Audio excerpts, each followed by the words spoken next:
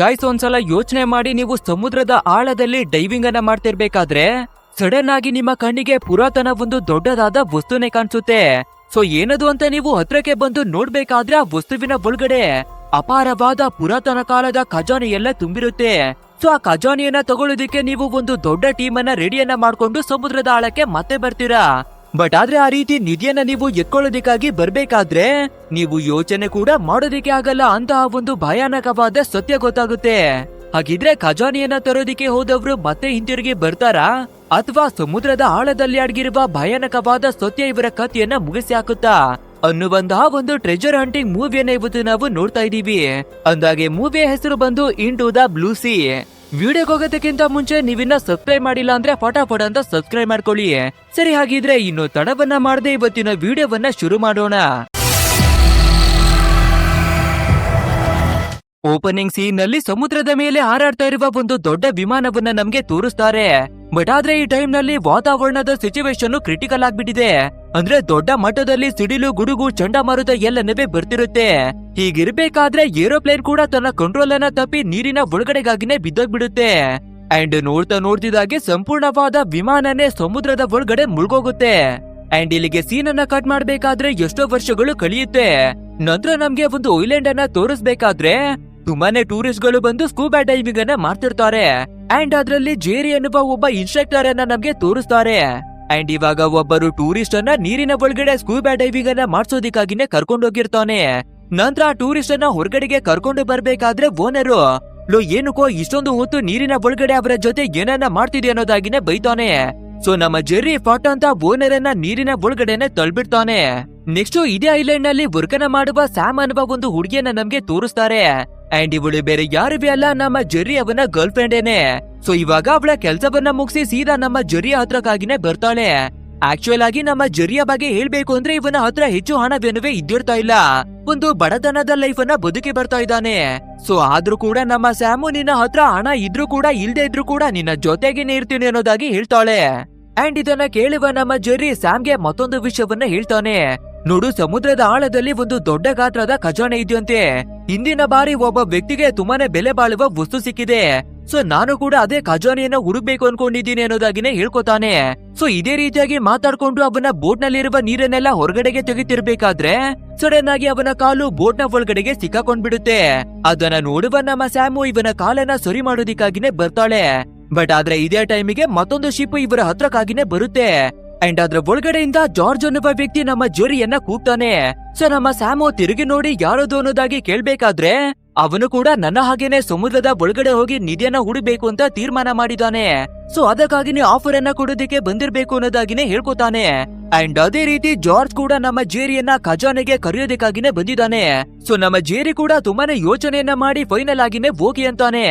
But ಆದ್ರೆ ಸಮುದ್ರದ ಒಳಗಡೆ ನಮ್ಗೆ ಏನು ಸಿಗುತ್ತೋ ಅದ್ರಲ್ಲಿ 50-50% ಆಗಿ ಡಿವೈಡ್ ಅನ್ನ ಮಾಡ್ಬೇಕು.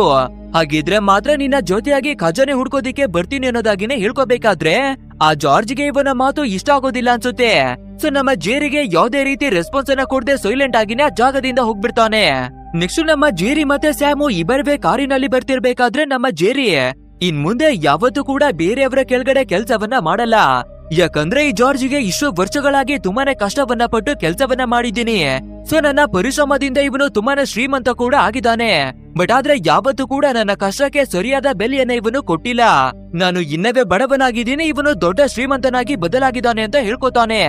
ನೆಕ್ಸ್ಟ್ ಡೇ ಮಾರ್ನಿಂಗ್ ಆಗ್ಬೇಕಾದ್ರೆ ಡೆರಿಕ್ ಮತ್ತೆ ಅಮೆಂಡಾ ಅನ್ನುವ ಒಂದು ಕಪಲು ಐಲ್ಯಾಂಡ್ ಗೆ ಬರೋದನ್ನ ತೋರಿಸ್ತಾರೆ. ಅಂಡ್ ಈ ಡೆರಿಕ್ ಬೇರೆ ಯಾರು ಇವೆಲ್ಲ ನಮ್ಮ ಜೆರ್ರಿ ಅವನ ಕ್ಲೋಸ್ ಆದ ಫ್ರೆಂಡು. ಸೊ ಇದನ್ನ ನೋಡುವ ನಮ್ಮ ಜೆರ್ರಿ ತುಂಬಾನೇ ಖುಷಿಯಾಗಿ ನನ್ನ ಚಿಕ್ಕ ವಯಸ್ಸಿನ ಫ್ರೆಂಡ್ ಸಿಗ್ಬಿಟ್ಟ ಅನ್ನೋದಾಗಿ ಹ್ಯಾಪಿ ಆಗ್ತಾನೆ. ಅಂಡ್ ಆ ಡೆರಿಕು ಮತ್ತೆ ಅಮೆಂಡಾ ಇಬ್ರು ಕೂಡ ಐಲ್ಯಾಂಡ್ ಗೆ ಬರೋದಿಕ್ಕೆ ಕಾರಣ ಏನು ಅಂದ್ರೆ ಯಾರೋ ಒಬ್ಬ ದೊಡ್ಡ ಪಾರ್ಟಿಷನ್ ಜೈಲಿನ ಒಳಗಡೆ ಸಿಕ್ಕಾಕೊಂಡ್ಬಿಟ್ಟಿರ್ತಾನೆ. ಸೊ ಅವನನ್ನ ಜೈಲಿನಿಂದ ಹೊರಗಡೆ ಬಿಡಿಸ್ಕೊಂಡು ಬರೋದ್ರಲ್ಲಿ ಹೆಲ್ಪ್ ಅನ್ನ ಮಾಡಿಕೊಟ್ಟಿರೋದ್ರಿಂದ ಆ ವ್ಯಕ್ತಿ ನಮ್ಮ ಡೆರಿಕ್ಗೆ ಐಲ್ಯಾಂಡ್ ನಲ್ಲಿ ಒಂದು ವಿಲ್ಲಾವನ್ನ ಕೊಟ್ಟಿದ್ದಾನೆ. ಅಂಡ್ ಅದ್ರ ಜೊತೆಗೆ ಪ್ರೈವೇಟ್ ಆದ ಒಂದು ಬೋಟ್ ಅನ್ನವೇ ಕೂಡ ಗಿಫ್ಟ್ ಆಗಿನೇ ಕೊಟ್ಟಿರ್ತಾನೆ. ಸೊ ಅದಕ್ಕಾಗಿನೇ ಐಲ್ಯಾಂಡ್ ಗೆ ಇವ್ರು ಬಂದಿರೋದು. ಅಷ್ಟೇ, ಈ ವಿಷಯ ನಮ್ಮ ಜೆರ್ರಿಗೆ ಗೊತ್ತಾಗ್ಬೇಕಾದ್ರೆ ಅವನ ಖುಷಿಯನ್ನ ತಡೆಯೋದಿಕ್ಕೇನೆ ಆಗಲ್ಲ. ನಮ್ಮ ಕೆಲ್ಸಕ್ಕೆ ದೇವ್ರೇನೆ ದಾರಿಯನ್ನ ಮಾಡಿಕೊಟ್ಟಿದ್ದಾನೆ ಅನ್ಸುತ್ತೆ. ಸೊ ಇರೋದಿಕ್ಕೆ ಜಾಗ ಮತ್ತೆ ಪ್ರೈವೇಟ್ ಆದ ಬೋಟು ನಮ್ಮ ಕೆಲ್ಸಕ್ಕೆ ಪರ್ಫೆಕ್ಟ್ ಆಗಿದೆ ಅಂತ ಥಿಂಕ್ ಮಾಡ್ತಾನೆ. ಸೊ ಇವಾಗ ಎಲ್ಲರೂ ಸೇರಿ ಮೋಜು ಮಸ್ತಿ ಎಂಜಾಯ್ ಮಾಡೋಣ ಅಂತ ಡಿಸೈಡ್ ಅನ್ನ ಮಾಡ್ಕೊಂಡು ನಮ್ಮ ಜೆರ್ರಿ, ಸ್ಯಾಮು, ಡೆರಿಕು, ಅಮೆಂಡಾ ಎಲ್ರು ಕೂಡ ಇವರ ಪ್ರೈವೇಟ್ ಆದ ಬೋಟ್ ಅನ್ನ ಎತ್ಕೊಂಡು ಸಮುದ್ರದ ಒಳಗಡೆ ಸುತ್ತಾಡೋದಕ್ಕಾಗಿನೇ ಬರ್ತಾರೆ. ನಂತರ ಡೈವಿಂಗ್ ಸೂಟ್ ಗಳನ್ನವೇ ಹಾಕೊಂಡು ಸಮುದ್ರದ ಒಳಗಡೆ ಜಂಪ್ ಅನ್ನ ಮಾಡಿ ಎಂಜಾಯ್ ಅನ್ನ ಮಾಡ್ತಾರೆ. ನಂತರ ಸರಿ ಓಕೆ ವಾಪಸ್ ಹೋಗೋಣ ಅಂತ ಎಲ್ಲರಿಗೂ ಕೂಡ ಬೋಟ್ ನ ಒಳಗಡೆಗೆ ಹತ್ತುತ್ತಿರ್ಬೇಕಾದ್ರೆ ನಮ್ಮ ಜೇರಿ ಅವನ ವಾಚು ಕೈಯಿಂದ ಕಳ್ಕೊಂಡು ನೀರಿನ ಒಳಗಡೆನೆ ಬಿದ್ದೋಗ್ಬಿಡುತ್ತೆ. ಆದ್ರಿಂದ ನಮ್ಮ ಜೇರಿ ಮತ್ತೆ ಮಾಸ್ಕ್ ಅನ್ನ ಹಾಕೊಂಡು ಸಮುದ್ರದ ಆಳಕ್ಕಾಗಿನೇ ಹೋಗಿ ನನ್ನ ವಾಚನ್ನ ಎತ್ಕೊಂಡು ಬರ್ತೀನಿ ಅಂತ ನೀರಿನ ಕೆಳಗಡೆಗೆನೆ ಬರ್ತಾನೆ. ಅಂಡ್ ಆ ರೀತಿ ಬಂದು ಇವನ ವಾಚನ್ನ ಹುಡುಕ್ತಾ ಇರ್ಬೇಕಾದ್ರೆ ಒಂದು ವಿಚಿತ್ರವಾದ ಕಲ್ಲು ಇವನ ಕಣ್ಣಿಗೆನೆ ಬೀಳುತ್ತೆ. ಸೊ ಆ ಕಲ್ಲನ್ನ ಎತ್ಕೊಂಡು ಮೇಲಕ್ಕಾಗಿನೇ ಬಂದು ಎಲ್ಲರಿಗೂ ತೋರಿಸಿ, ನೋಡಿ ಇದೊಂದು ನಾರ್ಮಲ್ ಆದ ಕಲ್ಲಲ್ಲ, ಬದಲಾಗಿ ಹಿಂದಿನ ಕಾಲದಲ್ಲಿ ಇದನ್ನ ಮಾರ್ಕರ್ ಆಗಿ ಬಳಸ್ತಾ ಇದ್ರು ಅನ್ನೋದಾಗಿನೇ ಹೇಳ್ಕೊತಾನೆ. ಯಾರಿಗೊತ್ತು ಈ ಜಾಗದಲ್ಲಿ ಅಪಾರವಾದ ಖಜಾನೆ ಇದ್ರು ಇರಬಹುದು ಅಲ್ವಾ. ಸೊ ನಾವೆಲ್ಲರೂ ಮತ್ತೆ ನೀರಿನ ಒಳಗಡೆ ಹೋಗಿ ಹುಡುಕೋಣ ಅನ್ನೋದಾಗಿನೇ ಹೇಳ್ತಾನೆ. ಸೊ ಇದನ್ನ ಕೇಳುವ ನಮ್ಮ ಪೂರ್ತಿಯಾದ ಟೀಮು ಮತ್ತೆ ಡೈವಿಂಗ್ ಸೂಟ್ ಗಳನ್ನ ಹಾಕೊಂಡು ಸಮುದ್ರದ ಆಳಕ್ಕಾಗಿನೇ ಬಂದು ಸರ್ಚನೆ ಮಾಡೋದಿಕ್ಕೆ ಶುರು ಮಾಡ್ಕೊಳ್ತಾರೆ. ಅಂಡ್ ಅದೇ ರೀತಿ ಹುಡುಕ್ತಾ ಇರ್ಬೇಕಾದ್ರೆ ಒಬ್ಬೊಬ್ಬರಿಗೂ ಕೂಡ ತುಂಬಾನೇ ಡಿಫ್ರೆಂಟ್ ಆದ ಪುರಾತನ ವಸ್ತುಗಳನ್ನೇ ಸಿಕ್ತಿರುತ್ತೆ. ಸೊ ಇವರಿಗೆ ಸಿಗುವ ಎಲ್ಲಾ ವಸ್ತುಗಳನ್ನ ಬೋಟ್ ನ ಮೇಲ್ಗಡೆಗೆ ತಂದು ಮಡುಕ್ತಿರ್ತಾರೆ. ಇನ್ನು ನಮ್ಮ ಜರಿಯನ್ನ ನೋಡಿದ್ರೆ ಅವನಿಗೆ ತುಂಬಾನೇ ಬೆಲೆ ಬಾಳುವ ಒಂದು ಕತ್ತಿ ಸಿಗುತ್ತೆ. ಅಂಡ್ ಅದರ ಹ್ಯಾಂಡಲ್ ಅನ್ನ ಚಿನ್ನದಿಂದ ಮಾಡಿದ್ದಾರೆ ಮತ್ತೆ ಡೈಮಂಡ್ ಸ್ಟೋನ್ ಗಳನ್ನ ಮಡಗಿದ್ದಾರೆ. ಅಷ್ಟೇ ಇದನ್ನ ನೋಡ್ಬೇಕಾದ್ರೆ ತುಂಬಾನೇ ಬೆಲೆ ಬಾಳುವ ವಸ್ತು ಅನ್ನೋದಾಗಿ ಗೊತ್ತಾಗ್ಬಿಡುತ್ತೆ. ನಂತರ ಇವರು ಇದೇ ರೀತಿಯಾಗಿ ಸರ್ಚನೆ ಮಾಡಿ ಬರ್ತಿರ್ಬೇಕಾದ್ರೆ ನೀರಿನ ಒಳಗಡೆ ಕ್ರಾಶ್ ಆಗಿ ಬಿದ್ದಿರುವ ಒಂದು ವಿಮಾನವನ್ನ ನೋಡ್ತಾರೆ. ಅಂಡ್ ಈ ಫ್ಲೈಟ್ ಬೇರೆ ಯಾವ್ದು ಅಲ್ಲ, ಓಪನಿಂಗ್ ಸೀನ್ ನಲ್ಲಿ ಒಂದು ಫ್ಲೈಟ್ ಕ್ರಾಶ್ ಆಗಿತ್ತು ಅಲ್ವಾ, ಅದೇ ಫ್ಲೈಟ್ ಇವಾಗ ನೀರಿನ ಆಳಕ್ಕೆ ಬಂದು ಬಿದ್ದಿರ್ತಾ ಇದೆ. ಸೊ ಇದನ್ನ ನೋಡುವ ನಮ್ಮ ಟೀಮ್ ನವರು ಅದ್ರ ಒಳಗಡೆ ಏನಾದ್ರೂ ಸಿಗ್ಬಹುದು ಅನ್ಸುತ್ತೆ. ಸೊ ಹತ್ರ ಹೋಗಿ ನೋಡೋಣ ಅಂತ ಫ್ಲೈಟಿನ ಹತ್ರಕ್ಕಾಗಿನೇ ಬರ್ತಾರೆ. ಅಂಡ್ ನಮ್ಮ ಅಮ್ಯಾಂಡೋ ಕೂಡ ಫ್ಲೈಟ್ ನ ಮುಂದಕ್ಕಾಗಿನೇ ಬಂದು ನೋಡ್ಬೇಕಾದ್ರೆ ಅದ್ರ ಒಳಗಡೆ ಇದ್ದ ಪೈಲಟ್ ಗಳ ಬಾಡಿ ನೀರನ್ನೆಲ್ಲ ಕುಡಿದು ವಿಚಿತ್ರವಾಗಿನೇ ತೀರೋಗ್ಬಿಟ್ಟಿರುತ್ತೆ. ಸೊ ಅದನ್ನ ನೋಡಿ ತುಂಬಾನೇ ಭಯವನ್ನ ಪಡ್ಕೊಂಡು ಮೇಲಕ್ಕಾಗಿನೇ ಬಂದ್ಬಿಡ್ತಾಳೆ. ಇನ್ನು ಉಳಿದಿರುವ ನಮ್ಮ 3 ಜನ ಕೂಡ ಫ್ಲೈಟ್ ನ ಒಳಗಡೆಗಾಗಿನೇ ಬರ್ತಾರೆ. ಅಂಡ್ ಅಲ್ಲಿ ಬಂದು ರಿಸರ್ಚ್ ಅನ್ನ ಮಾಡ್ಬೇಕಾದ್ರೆ ಇವರು ಎಲ್ಲಿ ನೋಡ್ತಾರೋ ಆ ಜಾಗದಲ್ಲೆಲ್ಲ ಕೆಂಪು ಪ್ಯಾಕೆಟ್ ಗಳು ಬಿದ್ದಿರುತ್ತೆ. ಸೊ ಏನಿದು ಕೆಂಪು ಬಣ್ಣದಲ್ಲಿ ಇಷ್ಟೊಂದು ಪ್ಯಾಕೆಟ್ ಗಳು ಬಿದ್ದಿದೆ ಅಂತ ಒಂದು ಪ್ಯಾಕೆಟ್ ಅನ್ನ ಓಪನ್ ಮಾಡ್ಬೇಕಾದ್ರೆ ಅದ್ರ ಒಳಗಡೆಯಿಂದ ಪೌಡರ್ ಎಲ್ಲ ಹೊರಗಡೆ ಬರ್ತಿರುತ್ತೆ. ಅಂಡ್ ಇದು ನಾರ್ಮಲ್ ಆದ ಪೌಡರ್ ಅಲ್ಲ, ನಾಶಿಯಾ ಕೊಕೇನ್ ಪೌಡರ್ ಆಗಿರುತ್ತೆ. ಆದ್ರಿಂದ ನಮ್ಮ ಡೇರೆಗೂ ಒಂದು ಪ್ಯಾಕೆಟ್ ಅನ್ನ ಎಳ್ಕೊಂಡು ಬೋಟ್ ನ ಹತ್ರಕ್ಕಾಗಿನೇ ಬರ್ತಾನೆ. ಬಟ್ ಆದ್ರೆ ಇದನ್ನ ನೋಡುವ ನಮ್ಮ ಸ್ಯಾಮು ಇದ್ರಿಂದ ನಮ್ಮ ಲೈಫ್ ಅನ್ನೇ ಪೂರ್ತಿಯಾಗಿ ಬರ್ಬಾದಾಗ್ಬಿಡ್ಬಹುದು. ಸೊ ಇದನ್ನ ಎಲ್ಲಿಂದ ತಂದು ಅಲ್ಲಿಗೆನೆ ಬಿಸಾಕೋದು ಸರಿ ಅಂತ ಸಮುದ್ರದ ಒಳಗಡೆಗೆ ಬಿಸಾಕೋದಿಕ್ಕಾಗಿನೇ ನೋಡ್ತಿರ್ತಾಳೆ. ಆದ್ರೆ ಈ ಡೇರಿಗೂ ಆ ಪ್ಯಾಕೆಟ್ ಅನ್ನ ವಾಪಸ್ ಕಿತ್ಕೊಳ್ಳೋದಿಕ್ಕಾಗಿನೇ ನೋಡ್ತಿರ್ತಾನೆ. ಅಂಡ್ ಇದೇ ಟೈಮಿಗೆ ಸರಿಯಾಗಿ ನಮ್ಮ ಜೆರಿ ಕೂಡ ಎಂಟ್ರಿಯನ್ನ ಕೊಟ್ಟು ಅದೇ ಚಿನ್ನದ ಒಂದು ಕತ್ತಿ ಸಿಕ್ಕಿತ್ತು ಅಲ್ವಾ, ಆ ಕತ್ತಿಯನ್ನ ತಗೊಂಡು ಆ ಪ್ಯಾಕೆಟ್ ಅನ್ನ ಹೊರದು ಆ ಎಲ್ಲಾ ಪೌಡರ್ ಅನ್ನ ನೀರಿನ ಒಳಗಡೆನೆ ಸುರಿತಾನೆ. ನೆಕ್ಸ್ಟ್ ಅವತ್ತು ನೈಟ್ ಆಗ್ಬೇಕಾದ್ರೆ ನಮ್ಮ 4 ಜನ ಒಟ್ಟಿಗೆ ಇರ್ಬೇಕಾದ್ರೆ ಡೆರಿಕೋ ನಮ್ಮ ಹೀರೋವಿನ ಹತ್ರ ಒಂದು ಕ್ವಶನ್ ಅನ್ನ ಕೇಳ್ತಾನೆ. ನಿನ್ಗೆ ನಿಜಕ್ಕೂ ಆ ಜಾಗದಲ್ಲಿ ನಿಧಿ ಇದೆ ಅಂತ ಅನ್ಸುತ್ತಾ ಅನ್ನೋದಾಗಿ ಕೇಳ್ಬೇಕಾದ್ರೆ ನಮ್ಮ ಜೇರಿ ಕೂಡ ಖಂಡಿತ ಇರೋ ಚಾನ್ಸಸ್ ಗಳಿದೆ. ಯಾಕಂದ್ರೆ ತೂಫಾನ್ ಬಂದಾಗ್ಲೆಲ್ಲ ಸಮುದ್ರದ ಆಳದಲ್ಲಿರುವ ಖಜಾನೆಯನ್ನ ಹೊರಗಡೆ ತರುತ್ತೆ. ಸೊ ಇವಾಗ್ಲೂ ಕೂಡ ಸ್ವಲ್ಪ ದಿನಗಳ ಹಿಂದೆ ಒಂದು ದೊಡ್ಡ ತೂಫಾನೇನೆ ಬಂದಿತ್ತು. ಸೊ ಇವಾಗ ನಮ್ಗೆ ಸಿಕ್ಕಿರುವ ವಸ್ತುಗಳು ಕೂಡ ಮಣ್ಣಿನ ಒಳಗಡೆ ಮುಚ್ಚೋಗಿತ್ತು ಅನ್ಸುತ್ತೆ. ಬಟ್ ಆದ್ರೆ ಆ ತೂಫಾನು ಎಲ್ಲವನ್ನ ಹೊರಗಡೆ ತರುವ ಪ್ರಯತ್ನವನ್ನ ಮಾಡ್ತಾ ಇದೆ. ಸೊ ಖಂಡಿತ ನಾವು ಹುಡುಕಾಡಿ ನೋಡಿದ್ರೆ ಅಪಾರವಾದ ಖಜಾನೆ ನಮ್ಗೆ ಸಿಗುತ್ತೆ ಅನ್ನೋದಾಗಿನೇ ಹೇಳ್ಕೊತಾನೆ. ಆದ್ರೆ ಇದನ್ನೆಲ್ಲ ಕೇಳುವ ನಮ್ಮ ಸ್ಯಾಮು ಈ ರೀತಿ ನಿಧಿಯ ನಮ್ಗೆ ಒಂದು ಚಿಕ್ಕ ಪೀಸು ಕೂಡ ಸಿಕ್ಕಿದೆ ಅಂತ ಗೊತ್ತಾಗ್ಬೇಕಾದ್ರೆ ನಾವು ಆದಷ್ಟು ಬೇಗ ಪೊಲೀಸ್ನವರಿಗೆ ತಿಳಿಸಿ ಅದರಿಂದ ಕ್ಲೈಮ್ ಅನ್ನ ತಗೋಬೇಕು. ಇಲ್ಲ ಅಂದ್ರೆ ನಾವು ಸರ್ಕಾರದಿಂದ ವಿಷವನ್ನ ಮುಚ್ಚಿಟ್ಟು ಇಲ್ಲಿಗಲ್ ಮಾಡ್ದಾಗುತ್ತೆ ಅನ್ನೋದಾಗಿನೇ ಹೇಳ್ಕೊತಾಳೆ. ಅದು ಅಲ್ಲದೆ ನಾವು ಸಮುದ್ರದ ಆಳದಲ್ಲಿ ರಿಸರ್ಚ್ ಅನ್ನ ಮಾಡಿ ಆ ನಿಧಿಯನ್ನ ತೆಗಿತೀವಿ ಅಂದ್ರೆ ಕೂಡ ನಮ್ಗೆ ದೊಡ್ಡದಾದ ಮತ್ತೆ ಬಲಿಷ್ಠವಾದ ದೊಡ್ಡ ಬೋಟೇನೆ ಬೇಕಾಗುತ್ತೆ. ಹಾಗೆ ಟೆಕ್ನಾಲಜಿಯಲ್ಲಿ ಮುಂದಿರುವ ಕೆಲವೊಂದಷ್ಟು ಎಕ್ವಿಪ್ಮೆಂಟ್ ಗಳಿವೆ ಬೇಕಾಗುತ್ತೆ ಅನ್ನೋದಾಗಿ ಹೇಳ್ಕೊತಾಳೆ. ಸೊ ಈ ಮಾತನ್ನ ಕೇಳ್ಬೇಕಾದ್ರೆ ನಮ್ಮ ಡೆರಿಕ್ ನನ್ಗೆ ಒಬ್ಬ ವ್ಯಕ್ತಿ ಗೊತ್ತಿದ್ದಾನೆ, ಬಹುಶಃ ಅವನು ನಮ್ಗೆ ಹೆಲ್ಪ್ ಅನ್ನ ಮಾಡಬಹುದು. ಸೊ ಅವನ ಹತ್ರ ಹೋಗಿ ಕೆಲವು ವಸ್ತುಗಳನ್ನ ಪರ್ಚೇಸ್ ಮಾಡೋದಿಕ್ಕೆ ನೋಡೋಣ ಅನ್ನೋದಾಗಿನೇ ಹೇಳ್ತಾನೆ. ಸೊ ಅದೇ ರೀತಿಯಾಗಿ ನಮ್ಮ ಟೀಮ್ ನವರು ಕೂಡ ಒಂದು ಶಾಪ್ ಗೆನೆ ಬಂದು ಇವರಿಗೆ ಬೇಕಾದ ಎಲ್ಲಾ ವಸ್ತುಗಳು ಬೋಟು ಎಲ್ಲವನ್ನ ತಗೊಳ್ಳೋದಕ್ಕಾಗಿನೇ ನೋಡ್ತಾರೆ. ಬಟ್ ಆದ್ರೆ ಆ ವ್ಯಕ್ತಿ $30,000 ಹಣವನ್ನ ಕೊಟ್ಟೆ ನಿಮ್ಗೆ ಬೇಕಾದ ವಸ್ತುಗಳನ್ನ ಕೊಡ್ತೀನಿ ಅಂತಾನೆ. ಬಟ್ ಆದ್ರೆ ನಮ್ಮ ಟೀಮ್ ನವರ ಹತ್ರ ಅಂತೂ ಅಷ್ಟೊಂದು ಹಣ ಎಲ್ಲಿಂದ ಬರ್ಬೇಕು. ಆದ್ರಿಂದ ಇವರ ಹತ್ರ ಎಷ್ಟು ಹಣ ಇರುತ್ತೋ ಅಷ್ಟೇ ಹಣವನ್ನ ಬಳಸಿ ಇಂಪಾರ್ಟೆಂಟ್ ಆಗಿ ಬೇಕಾಗುವ ಕೆಲವೊಂದಷ್ಟು ಎಕ್ವಿಪ್ಮೆಂಟ್ ಗಳನ್ನ ಪರ್ಚೇಸ್ ಮಾಡಿ ಬರ್ತಾರೆ. ನಂತರ ನಮ್ಮ ಪೂರ್ತಿಯಾದ ಟೀಮು ಸೂಟ್ ಗಳನ್ನೆಲ್ಲ ಹಾಕೊಂಡು ಮೆಟಲ್ ಡಿಟೆಕ್ಟರ್ ಅನ್ನುವೇ ಎತ್ಕೊಂಡು ಮತ್ತೆ ಅದೇ ಜಾಗಕ್ಕಾಗಿನೇ ಬಂದು ಎಲ್ಲವನ್ನ ಸರ್ಚನೆ ಮಾಡ್ತಿರ್ತಾರೆ. ಬಟ್ ಆದ್ರೆ ನಮ್ಮ ಅಮ್ಯಾಂಡಾ ಡೈರೆಕ್ಟ್ ಆಗಿ ಆ ಫ್ಲೈಟ್ ನ ಒಳಗಡೆಗಾಗಿನೇ ಬರ್ತಾಳೆ. ಆದ್ರೆ ಅವಳ ಆಕ್ಸಿಜನ್ ಪೈಪು ಒಂದು ವಸ್ತುಗೆ ಸಿಕ್ಕಾಕೊಂಡು ಕಟ್ಟಾಗ್ಬಿಡುತ್ತೆ. ಅಂಡ್ ಅದೇ ರೀತಿಯಾಗಿ ಆ ಫ್ಲೈಟ್ ನ ಒಳಗಡೆನೆ ನಮ್ಮ ಅಮ್ಯಾಂಡಾ ಸಿಕ್ಕಾಕೊಂಡ್ಬಿಡ್ತಾಳೆ. ಸ್ವಲ್ಪ ಹೊತ್ತಾಗ್ಬೇಕಾದ್ರೆ ನಮ್ಮ ಪೂರ್ತಿಯಾದ ಟೀಮು ಮತ್ತೆ ಬೋಟ್ ನ ಮೇಲ್ಗಡೆಗೆ ಬರುತ್ತೆ. ನಂತರ ಕೊನೆಯದಾಗಿ ನಮ್ಮ ಜೆರಿ ಕೂಡ ಮೇಲ್ಗಡೆ ಬಂದು ಎಲ್ಲಿ ಅಮೆಂಡಾ ಕಾಣಿಸ್ತಾ ಇಲ್ಲ ಅನ್ನೋದಾಗಿ ಕೇಳ್ಬೇಕಾದ್ರೆ ಡೆರಿಕ್ ಕೂಡ ಅಮೆಂಡಾ ನಿನ್ನ ಜೊತೆ ಇದ್ದಾಳೆ ಅಂತ ತಿಳ್ಕೊಂಡಿದ್ವಿ ಅಂತ ಹೇಳ್ತಾನೆ. ಸೊ ಇದನ್ನ ಕೇಳುವ ನಮ್ಮ ಜೆರಿ ತುಂಬಾನೇ ಟೆನ್ಷನ್ ಆಗಿ ಒಂದು ಆಕ್ಸಿಜನ್ ಸಿಲಿಂಡರ್ ಅನ್ನ ಎತ್ಕೊಂಡು ಸೀದಾ ನೀರಿನ ಒಳಗಡೆಗಾಗಿನೇ ಬರ್ತಾನೆ. ನಂತರ ಅದೇ ಫ್ಲೈಟ್ ನ ಒಳಗಡೆಗಾಗಿನೇ ಬಂದು ಎಲ್ಲಾ ಕಡೆ ಅಮೆಂಡಾ ಅವಳನ್ನ ಹುಡುಕ್ಬೇಕಾದ್ರೆ ಸದ್ಯ ಒಂದು ಜಾಗದಲ್ಲಿ ಮಾತ್ರ ಏರ್ ಬ್ಲಾಕ್ ಆಗಿರುತ್ತೆ.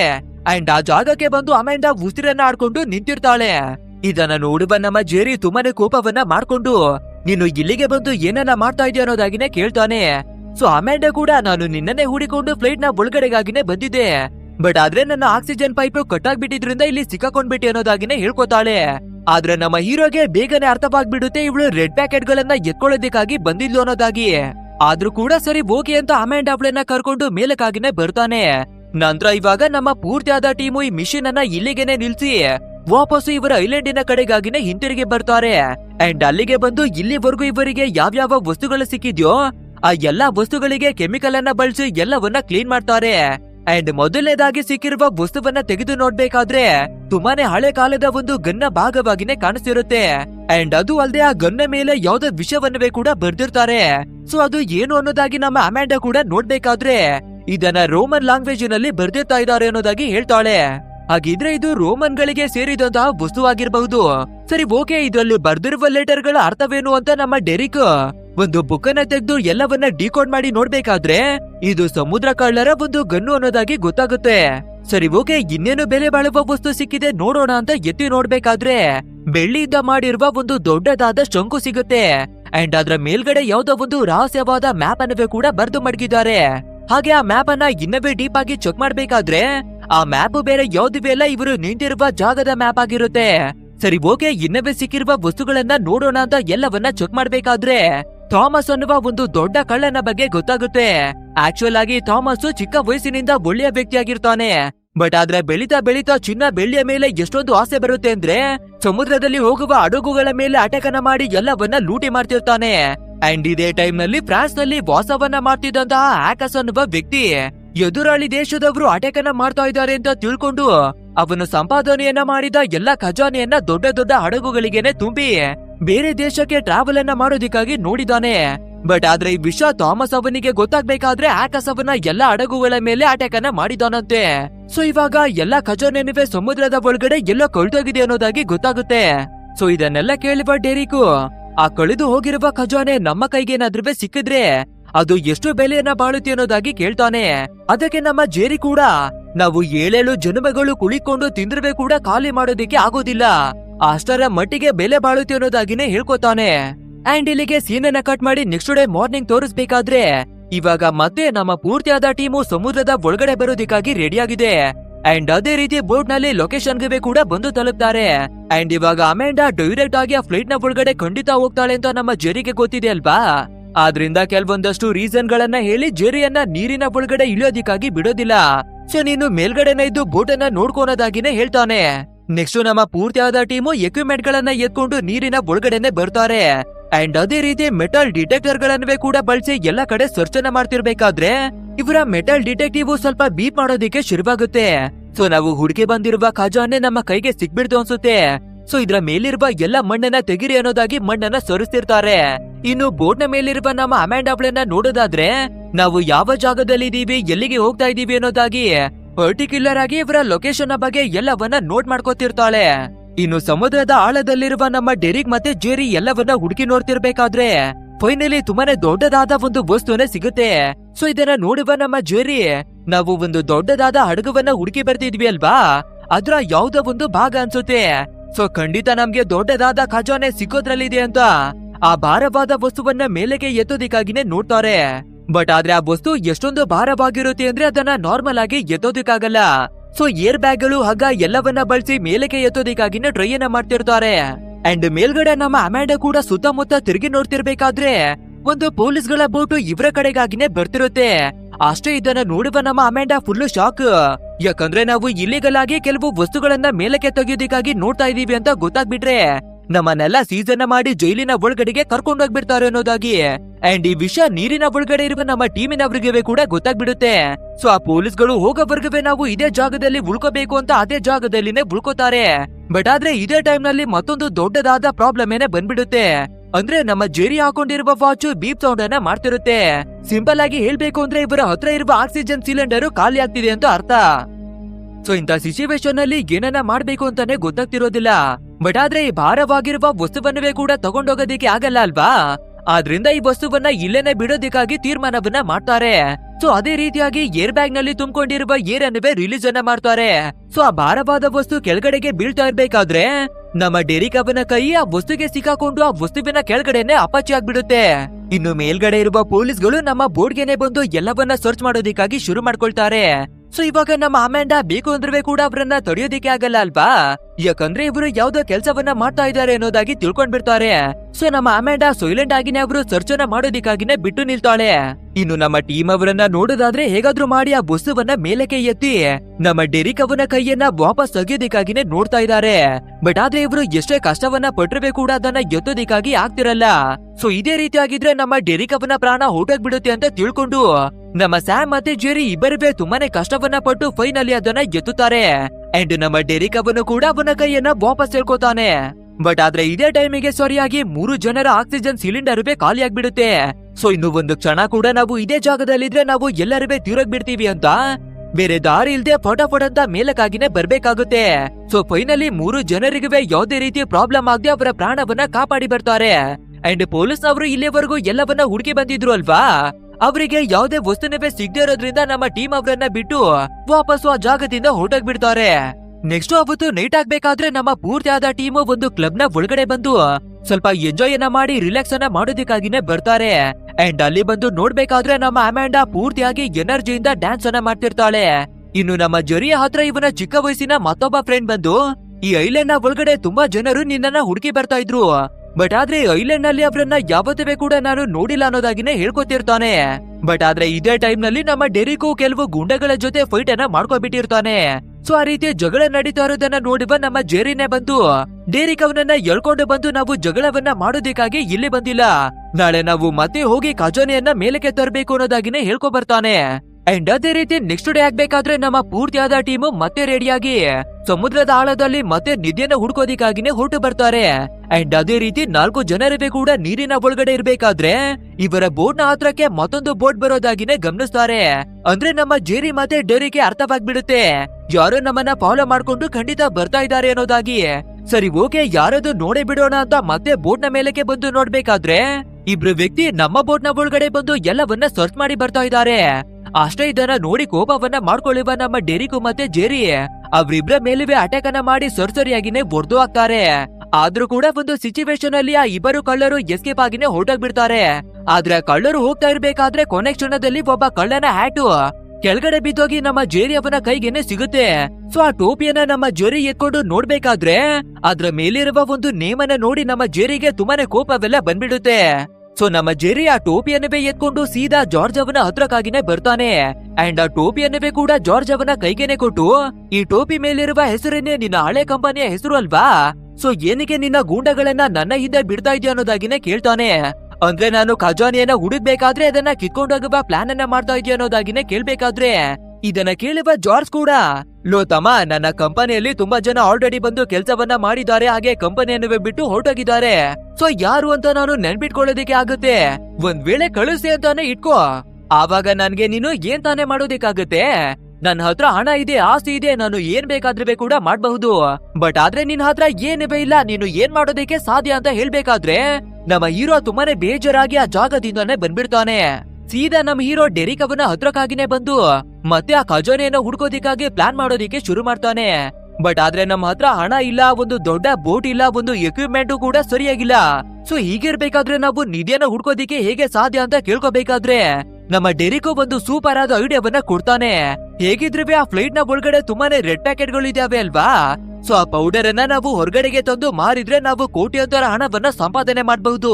ಸೊ ಅದೇ ಹಣವನ್ನ ಬಳಸಿ ನಮ್ಗೆ ಬೇಕಾಗಿರುವ ವಸ್ತುಗಳನ್ನ ಪರ್ಚೇಸ್ ಮಾಡ್ಕೊಳ್ಳೋಣ ಅನ್ನೋದಾಗಿ ಹೇಳ್ತಾನೆ.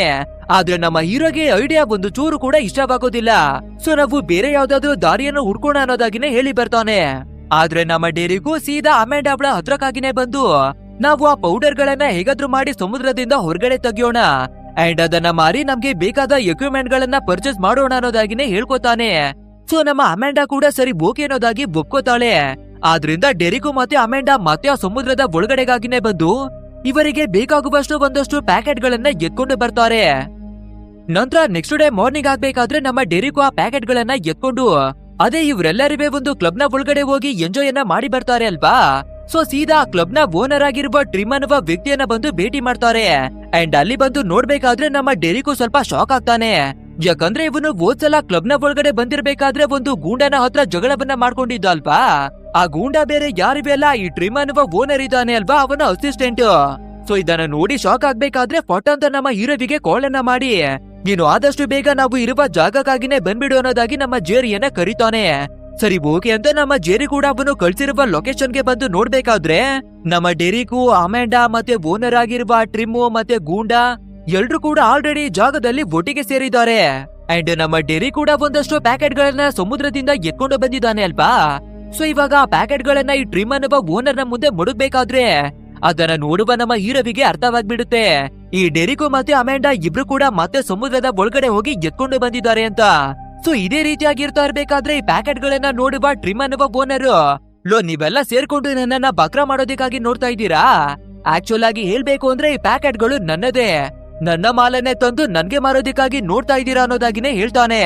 ಸೊ ಇದನ್ನ ಕೇಳುವ ನಮ್ಮ ಜೆರಿ ಇದ್ರ ಬಗ್ಗೆ ನಮ್ಗೇನವೇ ಗೊತ್ತಿರ್ತಾನೆ ಇಲ್ಲ, ಸ್ವಲ್ಪ ಮಟ್ಟಿಗೆ ನಮ್ಗೆ ಸಿಕ್ಕಿದೆ, ಸೊ ಅದನ್ನ ತಂದು ಮಾರೋದಕ್ಕಾಗಿ ನೋಡಿದ್ದಾರೆ ಅಷ್ಟೇ ಅನ್ನೋದಾಗಿ ಹೇಳ್ಕೊತಾನೆ.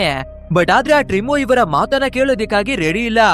ಗನ್ನನ್ನೇ ತೆಗೆದು ನಮ್ಮ ಹೀರೋವಿಗೆ ಪಾಯಿಂಟ್ ಅನ್ನ ಮಾಡಿ ನಿಂತ್ಕೋತಾನೆ. ನನ್ನ ಸಂಪೂರ್ಣವಾದ ಮಾಲನ್ನ ವಾಪಸ್ಸು ನನ್ಗೆ ತಂದು ಕೊಡ್ಲಿಲ್ಲ ಅಂದ್ರೆ ನಿಮ್ಮನ್ನೆಲ್ಲ ಇದೇ ಕ್ಷಣದಲ್ಲಿ ಬುಡಾಯಿಸ್ಬಿಡ್ತೀನಿ ಅನ್ನೋದಾಗಿ ಹೇಳ್ಬೇಕಾದ್ರೆ ಇವಾಗ ನಮ್ಮ ಹೀರೋಗೆ ಬೇರೆ ದಾರಿ ಇಲ್ಲ ಅಲ್ವಾ.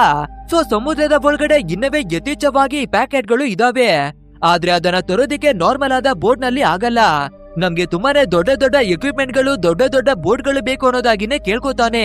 ಸೊ ಆ ಟ್ರಿಮ್ ಅನ್ನುವ ಓನರ್ ಕೂಡ ತುಂಬಾನೇ ಹಣವನ್ನ ಕೊಟ್ಟು ನನ್ನ ಮಾಲನ್ನ ನನ್ಗೆ ವಾಪಸ್ ತಂದು ಕೊಡಿ ಅನ್ನೋದಾಗಿನೇ ಕೇಳ್ಕೊತಾನೆ. ಸೊ ಇವಾಗ ನಮ್ಮ ಟೀಮ್ ನವರಿಗೆ ತುಂಬಾನೇ ಹಣವೆಲ್ಲ ಸಿಗ್ಬಿಟ್ಟಿದೆ ಅಲ್ವಾ. ಸೊ ಅದೇ ಹಣವನ್ನ ಬಳಸಿ ತುಂಬಾನೇ ಹೈಟೆಕ್ ಆದ ಅಡ್ವಾನ್ಸ್ ಆದ ಬೋಟ್ ಅನ್ನ ಪರ್ಚೇಸ್ ಮಾಡ್ತಾರೆ. ಅಂಡ್ ಇವರಿಗೆ ಬೇಕಾಗಿರುವ ತುಂಬಾನೇ ದೊಡ್ಡ ದೊಡ್ಡ ಎಕ್ವಿಪ್ಮೆಂಟ್ ಗಳನ್ನುವೇ ಕೂಡ ಪರ್ಚೇಸ್ ಮಾಡ್ಕೋತಾರೆ. ಸೊ ಇವಾಗ ಅದೇ ಎಕ್ವಿಪ್ಮೆಂಟ್ ಗಳು, ಬೋಟು ಎಲ್ಲವನ್ನುವೇ ಕೂಡ ತಗೊಂಡು ಮತ್ತೆ ಸಮುದ್ರಕ್ಕೆನೆ ಬರ್ತಾರೆ. ಅಂಡ್ ಅಲ್ಲಿ ಬಂದು ಇವರು ತಂದಿರುವ ಎಕ್ವಿಪ್ಮೆಂಟ್ ಗಳನ್ನ ಕನೆಕ್ಟ್ ಅನ್ನ ಮಾಡ್ಕೊಂಡು ಸಮುದ್ರದ ಆಳದಲ್ಲಿರುವ ಮಣ್ಣನ್ನ ತೆಗೆಯೋದಕ್ಕಾಗಿನೇ ನೋಡ್ತಾರೆ. ಅಂಡ್ ಅದೇ ರೀತಿ ತುಂಬಾನೇ ಕಷ್ಟವನ್ನ ಪಟ್ಟು ಎಲ್ಲ ಮಣ್ಣನ್ನ ಸರಿಸಬೇಕಾದ್ರೆ ಒಂದು ದೊಡ್ಡ ಗಾತ್ರದಲ್ಲಿರುವ ಬೋಟು ಮಣ್ಣಿನಿಂದ ಮುಚ್ಚೋಗಿತ್ತು ಅನ್ಸುತ್ತೆ. ಸೊ ಇವಾಗ ಆ ಬೋಟು ಕಾಣಿಸೋದಕ್ಕಾಗಿನೇ ಶುರುವಾಗುತ್ತೆ. ಸೊ ನಾವು ಹುಡುಕಿ ಬಂದಿರುವ ನಿಧಿ ಇದೇ ಬೋಟ್ ನ ಒಳಗಡೆ ಇದೆಯಾ ಇಲ್ವಾ ಅಂತ ಎಲ್ಲವನ್ನ ಚೆಕ್ ಮಾಡ್ತಿರ್ಬೇಕಾದ್ರೆ ಇವರ ಕಣ್ಣಿಗೆ ಒಂದು ದೊಡ್ಡ ಗಾತ್ರದಲ್ಲಿರುವ ಗಂಟೆ ಸಿಗುತ್ತೆ. ಅಂಡ್ ಆ ಗಂಟೆ ಮೇಲೆ SSR ಅನ್ನೋದಾಗಿನವೇ ಕೂಡ ಬರ್ದು ಮಡಗಲಾಗಿರುತ್ತೆ. ಸೊ ಅದನ್ನ ನೋಡ್ಬೇಕಾದ್ರೆ ನಮ್ಮ ಪೂರ್ತಿಯಾದ ಟೀಮು ತುಂಬಾನೇ ಹ್ಯಾಪಿ ಆಗ್ಬಿಡ್ತಾರೆ. ಯಾಕಂದ್ರೆ ಇಲ್ಲಿವರೆಗೂ ಖಜಾನೆ ತುಂಬಿದ ಒಂದು ಹಡಗನ್ನ ಹುಡುಕಿ ಬರ್ತಾ ಇದ್ರು ಅಲ್ವಾ. ಆ ಹಡಗು ಬೇರೆ ಯಾವ್ದಿವೆ ಅಲ್ಲ, ಇವಾಗ ಸಿಕ್ಕಿರುವಂತಹ ಹಡಗುನೇ. ಬಟ್ ಆದ್ರೆ ಎಷ್ಟೇ ಹುಡುಕಿದ್ರೆ ಕೂಡ ಯಾವ್ದೇ ನಿಧಿ ಆಗ್ಲಿ ಚಿನ್ನವಾಗ್ಲಿ ಇವರ ಕೈಗೆ ಸಿಗ್ತಾನೆ ಇರೋದಿಲ್ಲ. ಸರಿ ಓಕೆ, ನಿಧಿಯ ಬಗ್ಗೆ ಬೇಕಂದ್ರೆ ನಾವು ಆಮೇಲೆ ನೋಡ್ಕೊಳ್ಳೋಣ. ಮೊದ್ಲು ಆ ಟ್ರಿಮ್ಮು ಅವನ ಮಾಲನ್ನ ತಲುಪಿಸೋದಕ್ಕಾಗಿ ನಮ್ಗೆ ಆರ್ಡರ್ ಅನ್ನ ಕೊಟ್ಟಿದ್ದಾನೆ ಅಲ್ವಾ. ಸೊ ಆ ಫ್ಲೈಟ್ ನ ಒಳಗಡೆ ಇರುವ ಎಲ್ಲಾ ಪೌಡರ್ ಪ್ಯಾಕೆಟ್ ಗಳನ್ನ ಹಗ್ಗದಿಂದ ಕಟ್ಟಿ ಬೋಟ್ ನ ಮೇಲ್ಗಡೆಗೆ ಸಾಗಿಸೋಣ ಅನ್ನೋದಾಗಿ ಡಿಸೈಡ್ ಅನ್ನ ಮಾಡ್ಕೋತಾರೆ. ಅಂಡ್ ಅದೇ ರೀತಿಯಾಗಿ ಇದ್ರ ಒಳಗಡೆ ಇರುವ ಎಲ್ಲಾ ಪ್ಯಾಕೆಟ್ ಗಳನ್ನ ಹಗ್ಗದಿಂದನವೇ ಕೊಡ್ತಾರೆ. ನಂತರ ನಮ್ಮ ಹೀರೋ ಕೂಡ ಮೇಲ್ಗಡೆ ಬಂದು ಎಲ್ಲವನ್ನ ಎಳ್ಕೊತಿರ್ತಾನೆ. ಸೊ ನಮ್ಮ ಕೆಲ್ಸ ಕೂಡ ಇನ್ನೇನು ಮುಗಿತಾ ಇದೆ ಎನ್ನುವ ಕೊನೆ ಕ್ಷಣದಲ್ಲಿ ಒಂದು ದೊಡ್ಡದಾದ ಟ್ವಿಸ್ಟ್ ಅನ್ನೇ ಬಂದ್ಬಿಡುತ್ತೆ. ಅಂದ್ರೆ ಸಮುದ್ರದ ಒಳಗಡೆಯಿಂದ ತುಂಬಾನೇ ವಿಚಿತ್ರವಾದ ಶಬ್ದವೆಲ್ಲ ಕೇಳಿ ಬರ್ತಿರುತ್ತೆ. ಸೊ ಇದನ್ನ ಕೇಳುವ ನಮ್ಮ ಹೀರೋ ಫಟಾಫಟ್ ಅಂತ ನೀರಿನ ಒಳಗಡೆಗಾಗಿನೇ ಧುಮುಕಿ ಬಂದು ನೋಡ್ಬೇಕಾದ್ರೆ ಒಂದು ದೊಡ್ಡದಾದ ಶಾರ್ಕು ನಮ್ಮ ಅಮೆಂಡಾ ಅವಳ ಮೇಲೆ ಅಟ್ಯಾಕ್ ಅನ್ನ ಮಾಡ್ಬಿಟ್ಟಿರುತ್ತೆ. ಸೊ ಇದನ್ನ ನೋಡುವ ನಮ್ಮ ಹೀರೋ ಫಟಾಫಟ್ ಅಂತ ಅವಳನ್ನ ಮೇಲಕ್ಕಾಗಿನೇ ಕರ್ಕೊಂಡು ಬರ್ತಾನೆ.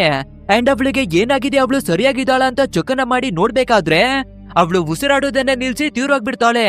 ಆದ್ರೂ ಕೂಡ ಫಟಾಫಟ್ ಅಂತ ನಾವು ತಡವನ್ನ ಮಾಡಬಾರ್ದು ಅಂತ ಹಾಸ್ಪಿಟಲ್ಗೆನೆ ಕರ್ಕೊಂಡು ಬರ್ತಾರೆ. ಬಟ್ ಆದ್ರೆ ಡಾಕ್ಟರ್ ಗಳಿವೆ ಕೂಡ ಅವಳು ತೀರೋಗ್ಬಿಟ್ಟಿದ್ದಾಳೆ ಅನ್ನೋದಾಗಿನೇ ಕನ್ಫರ್ಮ್ ಅನ್ನ ಮಾಡ್ತಾರೆ. ಅಷ್ಟೇ ಇದನ್ನ ಕೇಳಿಬ ಡೆರಿಕು ಪೂರ್ತಿಯಾಗಿನೇ ಮುರಿದೋಗ್ಬಿಡ್ತಾನೆ. ಸೊ ನಾನು ತುಂಬಾನೇ ಇಷ್ಟವನ್ನ ಪಟ್ಟು ಪ್ರೀತಿಯನ್ನ ಮಾಡಿದ ಹುಡುಗಿ ನಮ್ಮನ್ನ ಬಿಟ್ಟು ಹೊರಟೋಗ್ಬಿಡ್ಲಲ್ಲ ಅನ್ನೋದಾಗಿ. ಅಂಡ್ ಈ ವಿಷಯ ಗೊತ್ತಾಗ್ಬೇಕಾದ್ರೆ ನಮ್ಮ ಸ್ಯಾಮ್ ಕೂಡ ಈ ಜಾಗಕ್ಕಾಗಿನೇ ಬಂದು ತುಂಬಾನೇ ಎಮೋಷನಲ್ ಆಗ್ಬಿಡ್ತಾಳೆ. ಅಂಡ್ ಇದೇ ರೀತಿ ಇರ್ಬೇಕಾದ್ರೆ ಆ ಟ್ರಿಮ್ ಅನ್ನುವ ಓನರು ನಮ್ಮ ಜೆರಿಗೆ ಕಾಲ್ ಅನ್ನ ಮಾಡಿ ನಮ್ಮ ಎಲ್ಲಾ ಮಾಲನ್ನ ತೆಗೆದು ಸಾಗಿಸ್ತಾ ಇದ್ದೀರಾ ಅನ್ನೋದಾಗಿನೇ ಕೇಳ್ತಾನೆ. ಬಟ್ ಆದ್ರೆ ಇವಾಗ ನಮ್ಮ ಹೀರೋ ಎಷ್ಟೊಂದು ಕೋಪದಲ್ಲಿದ್ದಾನೆ ಅಂದ್ರೆ ಆದ್ರೂ ಕೂಡ ಸ್ವಲ್ಪ ಕಂಟ್ರೋಲ್ ಅನ್ನ ಮಾಡ್ಕೊಂಡು ಆ ಮಾಲನ್ನ ನಾವು ಹೊರಗಡೆ ತೆಗಿತಾ ಇರ್ಬೇಕಾದ್ರೆ ಒಂದು ದೊಡ್ಡ ದುರ್ಘಟನೆನೆ ಆಗ್ಬಿಟ್ಟಿದೆ. ಅಂಡ್ ಅದ್ರ ಕಾರಣದಿಂದ ನಮ್ಮ ಟೀಮ್ ಅಲ್ಲಿರುವ ಒಬ್ಬ ಮೆಂಬರು ತೀರೋಗಿದ್ದಾರೆ ಅನ್ನೋದಾಗಿನವೇ ಹೇಳ್ಕೊತಾನೆ. ಆದ್ರೆ ಈ ಟ್ರಿಮ್ ಅನ್ನುವ ಓನರು ಇವರ ಮಾತನ್ನ ಕೇಳೋದಕ್ಕಾಗಿ ಒಂದು ಸ್ವಲ್ಪ ಕೂಡ ರೆಡಿ ಇರೋದಿಲ್ಲ. ಸೊ ಅವನ ಅಸಿಸ್ಟೆಂಟ್ ಗಳನ್ನ ಕಳ್ಸಿ ನಮ್ಮ ಹೀರೋವನ್ನ ಹಿಡ್ಕೊಂಡು ಬರೋದಕ್ಕಾಗಿನೇ ಹೇಳ್ತಾನೆ. ಅಂಡ್ ಅದೇ ರೀತಿ ಆ ಗೂಂಡಗಳಿವೆ ಕೂಡ ನಮ್ಮ ಟೀಮ್ ಅವರ ಮೇಲೆ ಅಟ್ಯಾಕ್ ಅನ್ನ ಮಾಡೋದಕ್ಕಾಗಿನೇ ಬರ್ಬೇಕಾದ್ರೆ ಫಟ್ ಅಂತ ನಮ್ಮ ಜೇರಿ ಕಾರನ್ನ ಸ್ಟಾರ್ಟ್ ಮಾಡ್ಕೊಂಡು ಆ ಜಾಗದಿಂದಾನೇ ಎಸ್ಕೇಪ್ ಆಗ್ತಾನೆ. ಅಂಡ್ ಆ ಗೂಂಡಗಳನ್ನ ಸ್ವಲ್ಪ ಹೊತ್ತು ಸುತ್ತಾಡಿಸಿ ಒಂದು ಜಾಗಕ್ಕಾಗಿನೇ ಬಂದು ನಮ್ಮ ಡೆರಿಗೆ ಸ್ಯಾಮ್ ಅವಳನ್ನ ಈ ಜಾಗದಿಂದ ಕರ್ಕೊಂಡು ಹೋಗ್ಬಿಡು ಅನ್ನೋದಾಗಿ ಇಬ್ಬರನ್ನುವೆ ಕಳಿಸ್ತಾನೆ. ನಂತರ ನಮ್ಮ ಹೀರೋ ಒಂದು ಜಾಗಕ್ಕಾಗಿನೇ ಬಂದು ಅಂಡ್ ಆ ಟ್ರಿಮ್ ಅವನ ಅಸಿಸ್ಟೆಂಟ್ ಹತ್ರ ಮಾತಾಡೋದಕ್ಕಾಗಿನೇ ಕರೀತಾನೆ. ಸರಿ ಓಕೆ ಅಂತ ಅಸಿಸ್ಟೆಂಟ್ ನಮ್ಮ ಹೀರೋವಿನ ಹತ್ರಕ್ಕೆ ಬರ್ಬೇಕಾದ್ರೆ ಸೀದಾ ಅವನನ್ನ ಕರ್ಕೊಂಡು ನಮ್ಮ ಹೀರೋ ಒಂದು ಜಾಗಕ್ಕಾಗಿನೇ ಬಂದು ಇವರಿಗೆ ಸಮುದ್ರದ ಒಳಗಡೆಯಿಂದ ತುಂಬಾನೇ ಬೆಲೆ ಬಾಳುವ ವಸ್ತು ಎಲ್ಲ ಸಿಕ್ಕಿತ್ತು ಅಲ್ವಾ. ಸೊ ಆ ಎಲ್ಲಾ ಬೆಲೆ ಬಾಳುವ ವಸ್ತುಗಳನ್ನ ತೋರಿಸ್ತಾನೆ. ನೋಡು, ನಿನ್ಗೆ ಈ ವಸ್ತುಗಳನ್ನ ಮಾರಿದ್ರೆ ಎಷ್ಟೊಂದು ಹಣ ಬರುತ್ತೆ ಅಂದ್ರೆ ನಿನ್ಗೆ ಸಿಗುವ ಸ್ಯಾಲರಿಗಿಂತ 10 ಪಟ್ಟು ಜಾಸ್ತಿ ಆಗಿರುತ್ತೆ. ಸೊ ಇನ್ ಮುಂದೆ ನೀನು ಬೇರೆಯವರಿಗೆ ಕೆಲ್ಸವನ್ನ ಮಾಡೋದನ್ನ ಬಿಟ್ಟು ನನ್ಗೆ ಅಸಿಸ್ಟೆಂಟ್ ಆಗಿ ಕೆಲ್ಸವನ್ನ ಮಾಡ್ಕೊಂಡಿದ್ರೆ ಎಲ್ಲಾ ವಸ್ತುಗಳನ್ನ ನಿನ್ಗೆ ಕೊಡ್ತೀನಿ ಅನ್ನೋದಾಗಿನೇ ಹೇಳ್ತಾನೆ. ಸೊ ಇವಾಗ ಅಸಿಸ್ಟೆಂಟ್ ಕೂಡ ಸರಿ ಓಕೆ ಅನ್ನೋದಾಗಿ ನಮ್ಮ ಹೀರೋವಿಗೆ ಕೆಲ್ಸ ಮಾಡೋದಕ್ಕಾಗಿ ಒಪ್ಕೋತಾನೆ. ನಂತರ ಸರಿ ಓಕೆ ಅಂತ ಆ ಜಾಗವನ್ನ ಬಿಟ್ಟು ಇವರು ಬರೋಣ ಅಂತ ಇವರ ಬೋಟ್ಗೆ ಬರ್ಬೇಕಾದ್ರೆ ಈ ಅಸಿಸ್ಟೆಂಟ್ ನ ಜೊತೆ ತುಂಬಾ ಜನ ಮೆಂಬರ್ಗಳು ಬಂದಿದ್ರು ಅಲ್ವಾ. ಸೊ ಆ ಎಲ್ಲಾ ಗೂಂಡಾಗಳಿವೆ ಕೂಡ ಇವಾಗ ಸತ್ತು ಬಿದ್ದಿದ್ದಾರೆ. ಅಂಡ್ ಯಾರು ಇವರ ಕಥೆಯನ್ನ ಮುಗಿಸಿದ್ದು ಅಂತ ಇವರು ಶಾಕಿನಲ್ಲೇ ನೋಡ್ತಿರ್ಬೇಕಾದ್ರೆ ಒಂದು ರೂಮ್ ನ ಒಳಗಡೆಯಿಂದ ಜಾರ್ಜನೆ ಎಂಟ್ರಿ ಕೊಡ್ತಾನೆ. ಅಂದ್ರೆ ಇವರ ಕಥೆಯನ್ನ ಮುಗಿಸಿರೋದು ಬೇರೆ ಯಾರಿವೆಲ್ಲ ಜಾರ್ಜನೆ. ಅಂಡ್ ಅದು ಅಲ್ಲದೆ ಈ ಅಸಿಸ್ಟೆಂಟ್ ಅನ್ನ ನಮ್ಮ ಹೀರೋ ಇವಾಗ ಕೆಲ್ಸಕ್ಕಾಗಿನೇ ತಗೊಂಡಿದ್ದ ಅಲ್ವಾ, ಅವನಿಗೆ ಕೂಡ ಶೂಟ್ ಅನ್ನ ಮಾಡಿ ಅವನ ಕಥೆಯನ್ನ ಮುಗಿಸಿ ಆಗ್ಬಿಡ್ತಾನೆ. ನಂತರ ನಮ್ಮ ಹೀರೋಗೆ ಶೂಟ್ ಅನ್ನ ಮಾಡೋದಕ್ಕಾಗಿ ನೋಡ್ಬೇಕಾದ್ರೆ ಹೇಗೋ ತುಂಬಾನೇ ಕಷ್ಟವನ್ನ ಪಟ್ಟು ಆ ಜಾಗದಿಂದಾನೇ ಎಸ್ಕೇಪ್ ಆಗಿ ನಮ್ ಹೀರೋ ಸೀದಾ ಸಮುದ್ರದ ಒಳಗಡೆಗಾಗಿನೇ ಬಿದ್ದೋಗ್ಬಿಡ್ತಾನೆ. ಇದನ್ನ ನೋಡುವ ಜಾರ್ಜು ಅವನ ಗೂಂಡಗಳನ್ನ ಕರೆದು, ನೋಡಿ ಇವರು ಹುಡುಕಿರುವ ಖಜಾನೆಯ ಜಾಗ ನಮ್ಗೆ ಆಲ್ರೆಡಿ ಗೊತ್ತಾಗ್ಬಿಟ್ಟಿದೆ. ಸೊ ಆದಷ್ಟು ಬೇಗ ಇವನ ಕಥೆಯನ್ನವೇ ಕೂಡ ನಾವು ಮುಗಿಸ್ಬೇಕು. ಸೊ ಫಟಾಫಟ್ ಅಂತ ಅವನನ್ನ ಫಾಲೋ ಮಾಡಿ ಅವನ ಕಥೆಯನ್ನ ಮುಗಿಸಿ ಅನ್ನೋದಾಗಿ ಆರ್ಡರ್ ಅನ್ನ ಕೊಡ್ತಾನೆ. ಬಟ್ ಆದ್ರೆ ನಮ್ಮ ಹೀರೋ ಇಂತ ಸಿಚುವೇಶನ್ ಖಂಡಿತ ಬರುತ್ತೆ ಅನ್ನೋದಾಗಿ ಎಲ್ಲವನ್ನ ಪ್ಲಾನ್ ಮಾಡಿರ್ತಾನೆ. ಆದ್ರಿಂದ ನಮ್ಮ ಹೀರೋ ಸೈಲೆಂಟ್ ಆಗಿನೇ ಈ ಬೋಟ್ ನ ಹಿಂದಕ್ಕಾಗಿನೇ ಬಂದು ಬಚ್ಚಿಟ್ಕೊಂಡು ಈ ಜಾರ್ಜು ಐಲ್ಯಾಂಡಿಗೆ ಬಂದು ತಲುಪಬೇಕಾದ್ರೆ ಯಾರಿಗವೇ ಗೊತ್ತಾಗ್ದಿರುವ ಹಾಗೆ ನಮ್ಮ ಹೀರೋ ಕೂಡ ಜಾಗದಿಂದ ಎಸ್ಕೇಪ್ ಆಗಿ ಬರ್ತಾನೆ. ಅಂಡ್ ಸೀದಾ ಡೆರಿಕ್ ಅವನ ಹತ್ರಕ್ಕಾಗಿನೇ ಬಂದು ಸ್ಯಾಮ್ ಎಲ್ಲಿ ಅಂತ ಕೇಳ್ಬೇಕಾದ್ರೆ, ಅರೆ ನೀನು ಸೇಫ್ಟಿ ಆದ ಜಾಗಕ್ಕಾಗಿ ಕರ್ಕೊಂಡು ಹೋಗು ಅಂತ ಹೇಳಿದ್ದೆ ಅಲ್ವಾ. ಸೊ ನಾನು ಸೀದಾ ಪೊಲೀಸ್ ಅವರ ಹತ್ರಕ್ಕಾಗಿನೇ ಕರ್ಕೊಂಡು ಹೋಗ್ಬಿಟ್ಟೆ, ಆಮೇಲೆ ಏನಾಯ್ತು ನನ್ಗೆ ಗೊತ್ತಿಲ್ಲ ಅನ್ನೋದಾಗಿ ಹೇಳ್ಕೊತಾನೆ. ಅಂಡ್ ನಮ್ಮ ಹೀರೋ ಕೂಡ ಎಲ್ಲ ಕಡೆನೇ ಹುಡುಗಿ ನೋಡ್ತಾನೆ. ಬಟ್ ಆದ್ರೆ ಎಲ್ಲೇನೇ ಸ್ಯಾಮ್ ಸಿಗೋದಿಲ್ಲ. ಸೊ ಏನನ್ನ ಮಾಡೋದು ಅಂತ ಇವನು ಯೋಚನೆಯನ್ನ ಮಾಡ್ತಿರ್ಬೇಕಾದ್ರೆ ಸೀದಾ ಇವಾಗ ಜಾರ್ಜನೆ ಕಾಲ್ ಅನ್ನ ಮಾಡಿ ಒಂದು ಟ್ವಿಸ್ಟ್ ಅನ್ನ ಕೊಡ್ತಾನೆ. ಅಂದ್ರೆ ಆ ಪೊಲೀಸ್ನವನು ಕೂಡ ಜಾರ್ಜ್ ಅವನ ಜೊತೆಯಾಗಿನೇ ಸೇರ್ಕೊಂಡ್ಬಿಟ್ಟಿದ್ದಾನಂತೆ. ಸೊ ಇವಾಗ ಪೊಲೀಸ್ನವ್ರೆ ಸ್ಯಾಮ್ ಅವಳನ್ನ ಕರ್ಕೊಂಡು ನನ್ನ ಹತ್ರವಾಗಿನೇ ತಂದು ಬಿಟ್ಟಿದ್ದಾರೆ. ಇವಾಗ ನಿನ್ನ ಸ್ಯಾಮು ನಿನ್ಗೆ ವಾಪಸ್ ಬೇಕು ಅಂದ್ರೆ ಸಮುದ್ರದ ಆಳದಲ್ಲಿ ಪೌಡರ್ ಗಳಿರುವ ಪ್ಯಾಕೆಟ್ ಗಳಿದಾವೆ ಅಲ್ವಾ, ಅದ್ರ ಲೊಕೇಶನ್ ಯಾವ್ದು ಅನ್ನೋದಾಗಿ ನಮ್ಗೆ ತಿಳಿಸ್ಬಿಡು ಸಾಕು. ಇಲ್ಲ ಅಂದ್ರೆ ಸ್ಯಾಮ್ ಅವಳ ಕಥೆಯನ್ನ ಮುಗಿಸ್ಬಿಡ್ತೀವಿ ಅನ್ನೋದಾಗಿ ಬೆದರಿಕೆಯನ್ನ ಹಾಕ್ತಾನೆ. ಇದನ್ನ ಕೇಳುವ ನಮ್ಮ ಹೀರೋ ಸ್ಯಾಮ್ಗೋಸ್ಕರ ನಾನು ಏನನ್ನ ಬೇಕಾದ್ರೂ ಕೂಡ ಮಾಡ್ಬಲ್ಲೆ, ಬಟ್ ಆದ್ರೆ ನಾನಿವಾಗ ಲೊಕೇಶನ್ ಅನ್ನ ಹೇಳ್ಬಿಟ್ಟು ನನ್ನ ಸ್ಯಾಮ್ ಅನ್ನ ಬಿಡ್ತೀವಿ ಅಂತ ಗ್ಯಾರಂಟಿ ಇಲ್ಲ. ಸೊ ಡೈರೆಕ್ಟ್ ಆಗಿನೇ ಬಂದು ನನ್ನನ್ನ ಮೀಟ್ ಮಾಡು ಅಂಡ್ ನಾನೇ ಖುದ್ದಾಗಿ ಆ ಜಾಗಕ್ಕೆ ಕರ್ಕೊಂಡು ಹೋಗ್ತೀನಿ ಅನ್ನೋದಾಗಿನೇ ಹೇಳ್ತಾನೆ. ಸೊ ಆ ಜಾರ್ಜ್ ಕೂಡ ಸರಿ ಬೋಕೆ ಅನ್ನೋದಾಗಿ ಬೋಕೊಂಡು ಕಾಲ್ ಅನ್ನ ಕಟ್ ಮಾಡ್ತಾನೆ. ನೆಕ್ಸ್ಟ್ ಆ ಪೊಲೀಸ್ನವನು ಸ್ಯಾಮ್ ಅವಳ ಕಥೆಯನ್ನ ಮುಗಿಸ್ಬಿಡು ಅನ್ಬಾ ಅನ್ನೋದಾಗಿ ಕೇಳ್ಬೇಕಾದ್ರೆ ಇದನ್ನ ಕೇಳುವ ಜಾರ್ಜ್ ಸೀದಾ ಗನ್ನನ್ನ ಎತ್ಕೊಂಡು ಆ ಪೊಲೀಸ್ ಅವನ ಕಥೆಯನ್ನ ಮೊದ್ಲು ಮುಗಿಸ್ತಾನೆ. ಅಂಡ್ ಇಲ್ಲಿಗೆ ಸೀನ್ ಅನ್ನ ಕಟ್ ಮಾಡಿ ನಮ್ಮ ಹೀರೋವನ್ನ ತೋರಿಸ್ಬೇಕಾದ್ರೆ ಸ್ಯಾಮ್ ಅವಳನ್ನ ಕಾಪಾಡ್ಕೊಳ್ಳೋದಿಕ್ಕಾಗಿ ಒಂದು ಚಿಕ್ಕ ಬೋಟ್ ಅನ್ನ ಎತ್ಕೊಂಡು ಇವರ ಹತ್ರಕ್ಕಾಗಿನೇ ಬರ್ತಿರ್ತಾನೆ. ಬಟ್ ಆದ್ರೆ ನಮ್ಮ ಹೀರೋವಿಗೆ ಇರ್ತಾ ಇರುವ ಡೌಟ್ ಏನು ಅಂದ್ರೆ ಇನ್ನವೇ ಕೂಡ ನಮ್ಮ ಸ್ಯಾಮ್ ಅವಳನ್ನ ಜೀವಂತವಾಗಿ ಮಡಗಿದಾರಾ ಇಲ್ಲ ಅವಳ ಕಥೆಯನ್ನ ಮುಗಿಸಿದಾರಾ ಅನ್ನೋದಾಗಿ. ಸೊ ಇದೇ ರೀತಿಯಾಗಿ ಯೋಚನೆಯನ್ನ ಮಾಡ್ಕೊಂಡು ಫೈನಲ್ ಆಗಿ ಇವರ ಹತ್ರಕ್ಕಾಗಿನೇ ಬರ್ತಾನೆ. ಅಂಡ್ ಅಲ್ಲಿ ಬಂದು ನೋಡ್ಬೇಕಾದ್ರೆ ನಮ್ಮ ಸ್ಯಾಮ್ ಅವಳನ್ನ ಕಟ್ಟಾಗಿ ಕೆಳಗಡೆಗಾಗಿನೇ ಮಲಗಿಸಿದ್ದಾರೆ. ಹಾಗೆ ಪೊಲೀಸ್ ಅವನ ಕಥೆಯನ್ನವೇ ಕೂಡ ಮುಗಿಸಿ ಹಾಕಿದ್ದಾರೆ ಅಲ್ವಾ. ಸೊ ಅವನ ಕೈಗಳ ಜೊತೆಗೆ ನಮ್ಮ ಸ್ಯಾಮ್ ಅವಳ ಕೈಗಳನ್ನ ಲಾಕ್ ಮಾಡಿ ಮಡಗಿದ್ದಾರೆ. ಅಂಡ್ ಇವಾಗ ಜಾರ್ಜು ನಮ್ಮ ಹೀರೋವಿನ ಹತ್ರಕ್ಕಾಗಿನೇ ಬಂದು ನಿನ್ಗೆ ನಿನ್ನ ಸ್ಯಾಮು ವಾಪಸ್ ಬೇಕು ಅಂದ್ರೆ ನಮ್ಮ ಕೆಲ್ಸವನ್ನ ಮೊದ್ಲು ಮಾಡಿಕೊಡು ಅನ್ನೋದಾಗಿ ಕೇಳ್ತಾನೆ. ಸೊ ಬೇರೆ ದಾರಿ ಇಲ್ದೆ ನಮ್ಮ ಹೀರೋ ಕೂಡ ಸ್ಯಾಮ್ಗೋಸ್ಕರ ನಾನು ಬರೀ ಆ ಪೌಡರ್ ಇರುವ ಪ್ಯಾಕೆಟ್ ಗಳನ್ನ ಅಷ್ಟೇ ಅಲ್ಲ, ಬದಲಾಗಿ ನಾವು ಹುಡುಕಿರುವ ನಿಧಿಯ ಜಾಗವನ್ನವೇ ತೋರಿಸ್ತೀನಿ ಅನ್ನೋದಾಗಿನೇ ಒಪ್ಕೋತಾನೆ. ಸರಿ ಓಕೆ ಅಂತ ಒಂದು ಚಿಕ್ಕದಾದ ಬೋಟ್ ಅನ್ನ ಎತ್ಕೊಂಡು ಎಲ್ಲರೂ ಟ್ರಾವೆಲ್ ಅನ್ನ ಮಾಡಿನೇ ಬರ್ತಾರೆ. ಅಂಡ್ ಲೊಕೇಶನ್ ಬಂದಿದ್ ಕೂಡಲೇ ನಮ್ಮ ಹೀರೋ ಸೀದಾ ನೀರಿನ ಒಳಗಡೆಗೆ ಜಂಪ್ ಅನ್ನ ಮಾಡ್ತಾನೆ. ಅಂಡ್ ಈ ಜಾರ್ಜ್ ಕೂಡ ಡೈವಿಂಗ್ ಸೂಟು ಮತ್ತೆ ಇವನಿಗೆ ಬೇಕಾದ ವೆಪನ್ಗಳು ಎಲ್ಲವನ್ನ ಎತ್ಕೊಂಡು ಒಂದಷ್ಟು ಗೂಂಡಗಳನ್ನವೇ ಕರ್ಕೊಂಡು ನೀರಿನ ಒಳಗಡೆಗಾಗಿನೇ ಬರ್ತಾನೆ. ಅಂಡ್ ಕೆಳಗಡೆ ಬರುವ ಜಾರ್ಜ್ ಒಂದು ದೊಡ್ಡದಾದ ಗಂಟೆಯನ್ನ ನೋಡ್ಬೇಕಾದ್ರೆ ಖಂಡಿತ ನಾವು ಹುಡುಕಿ ಬರ್ತಾ ಇದ್ದ ಪುರಾತನವಾದ ನಿಧಿ ಖಜಾನೆ ಇದೇನೆ ಇರೋದು ಗೊತ್ತಾಗ್ಬಿಡುತ್ತೆ. ಇನ್ನು ಮೇಲ್ಗಡೆ ನಮ್ಮ ಸ್ಯಾಮ್ ಅವಳನ್ನ ತೋರಿಸ್ಬೇಕಾದ್ರೆ ಅದೇ ಒಬ್ಬ ಪೊಲೀಸ್ ಅವನ ಜೊತೆ ಇವಳನ್ನ ಕಟ್ಟಾಕಿ ಮಡಗಿದ್ರು ಅಲ್ವಾ. ಸೊ ಹೇಗಾದ್ರೂ ನಾವು ಬಿಡಿಸ್ಕೋಬೇಕು ಅಂತ ಪೊಲೀಸ್ ಅವನ ಬಾಡಿಯನ್ನ ಎಳ್ಕೊಂಡು ಬರ್ತಿರ್ತಾಳೆ. ನಂತರ ಒಂದು ಶಾರ್ಪ್ ಆಗಿರುವ ಚಾಕುವನ್ನುವೆ ಕೂಡ ತಗೊಂಡು ಆ ಪೊಲೀಸ್ ಅವನ ಕೈಗೆ ಹೊಡೆದು ಅವನ ಲಾಕಿನಿಂದ ಬಿಡಿಸ್ಕೋತಾಳೆ. ಅಂಡ್ ಈ ಬೋಟ್ ನಿಂದ ಎಸ್ಕೇಪ್ ಆಗೋಣ ಅಂತ ನೋಡ್ತಿರ್ಬೇಕಾದ್ರೆ ಇನ್ನವೇ ಒಬ್ಬ ವ್ಯಕ್ತಿ ಗಾರ್ಡ್ನ ಹಾಗೆ ಈ ಬೋಟ್ ಅನ್ನ ನೋಡ್ಕೊಂಡು ಬರ್ತಿದ್ದಾನೆ. ಬಟ್ ಆದ್ರೂ ಕೂಡ ಎದುರುಗಡೆ ಯಾವ್ದೋ ಒಂದು ಬೋಟ್ ಬರ್ತಿರ್ಬೇಕಾದ್ರೆ ಅದ್ರ ಕಡೆಗೆ ಗಮನವನ್ನ ಕೊಡ್ತಾನೆ. ಸೊ ನಮ್ಮ ಸ್ಯಾಮ್ ಫಟ್ ಅಂತ ಅದೇ ಗ್ಯಾಪ್ ಅನ್ನ ಯೂಸ್ ಮಾಡ್ಕೊಂಡು ಎಸ್ಕೇಪ್ ಆಗ್ತಾಳೆ. ಇನ್ನು ಸಮುದ್ರದ ಒಳಗಡೆ ನೋಡ್ಬೇಕಾದ್ರೆ ನಮ್ಮ ಹೀರೋ ಎಲ್ಲರನ್ನೇ ಕರ್ಕೊಂಡು ಫ್ಲೈಟಿನ ಒಳಗಡೆಗಾಗಿನೇ ಬಂದಿದ್ದಾನೆ. ಸೊ ಇವಾಗ ಎಲ್ರಿಗೂ ಅಲ್ಲಿ ಇರುವ ಪ್ಯಾಕೆಟ್ ಗಳನ್ನ ನೋಡೋದಿಕ್ಕಾಗಿನೇ ಬರ್ತಿರ್ತಾರೆ. ಬಟ್ ಆದ್ರೆ ನಮ್ಮ ಹೀರೋ ಆಲ್ರೆಡಿ ಎಲ್ಲವನ್ನ ಪ್ಲಾನ್ ಮಾಡ್ಕೊಂಡು ಬಂದಿದ್ದಾನೆ. ಅಂದ್ರೆ ಇವರು ಬರೋದಕ್ಕಿಂತ ಮುಂಚೆ ನಮ್ಮ ಡೆರಿಕನ್ನ ಈ ಜಾಗಕ್ಕಾಗಿನೇ ಕರ್ಕೊಂಡು ಬಂದಿರ್ತಾನೆ. ಸೊ ಇವಾಗ ನಮ್ಮ ಡೆರಿಕೋ ಮತ್ತೆ ನಮ್ಮ ಹೀರೋ ಇಬ್ರು ಕೂಡ ಎಸ್ಕೇಪ್ ಆಗೋದಿಕ್ಕಾಗಿ ನೋಡ್ಬೇಕಾದ್ರೆ ಈ ಜಾರ್ಜ್ ಅವನ ಕಡೆಯ ಒಬ್ಬ ವ್ಯಕ್ತಿ ನಮ್ಮ ಡೆರಿಕ್ ಅವನ ಮೇಲೆ ಶೂಟ್ ಅನ್ನ ಮಾಡ್ತಾನೆ. ಸೊ ಅದೇ ರೀತಿ ಒಂದು ಆರೋ ಕೂಡ ಬಂದು ಅವನಿಗೆ ಚುಚ್ಕೊಳ್ಳುತ್ತೆ. ಬಟ್ ಆದ್ರೆ ಇದನ್ನ ನೋಡುವ ನಮ್ಮ ಹೀರೋ ಕೋಪವನ್ನ ಮಾಡ್ಕೊಂಡು ಅದೇ ರೀತಿಯಾದ ಆರವನ್ನ ತಗೊಂಡು ಮತ್ತೊಬ್ಬ ವ್ಯಕ್ತಿಯ ಮೇಲೆ ಅಟ್ಯಾಕ್ ಅನ್ನ ಮಾಡ್ಬೇಕಾದ್ರೆ ಅವನ ಬಾಡಿಯಿಂದ ರಕ್ತವೆಲ್ಲ ಚೊಟ್ಟೋದಿಕ್ಕೆ ಶುರುವಾಗುತ್ತೆ. ರಕ್ತವೆಲ್ಲ ಚೊಟ್ತಾ ಇದೆ ಅಂದ್ರೆ ದೂರದಲ್ಲಿರುವ ಶಾರ್ಕ್ ಗಳೆಲ್ಲ ಬಂದ್ಬಿಡುತ್ತೆ ಅಲ್ವಾ. ಸೊ ಆ ರೀತಿ ಒಂದು ದೊಡ್ಡದಾದ ಶಾರ್ಕ್ ಬಂದು ಅವರ ಕಥೆಯನ್ನ ಮುಗಿಸೋದಿಕ್ಕಾಗಿನೇ ನೋಡುತ್ತೆ. ಅಂಡ್ ಇದನ್ನೆಲ್ಲ ನೋಡುವ ಜಾರ್ಜು ನಮ್ಮ ಹೀರೋವಿನ ಮೇಲೆ ಆರವನ್ನ ಬಿಟ್ಟು ಅಟ್ಯಾಕ್ ಮಾಡೋದಿಕ್ಕಾಗಿನೇ ನೋಡ್ತಾನೆ. ಬಟ್ ಆದ್ರೆ ನಮ್ಮ ಹೀರೋ ಸ್ವಲ್ಪ ಅವನ ತಲೆಯನ್ನ ಬೋಡ್ಸಿ ಇವರು ತಂದಿರುವ ಆಕ್ಸಿಜನ್ ಸಿಲಿಂಡರ್ ಅನ್ನ ಉಲ್ಟಾ ಮಾಡ್ತಾನೆ.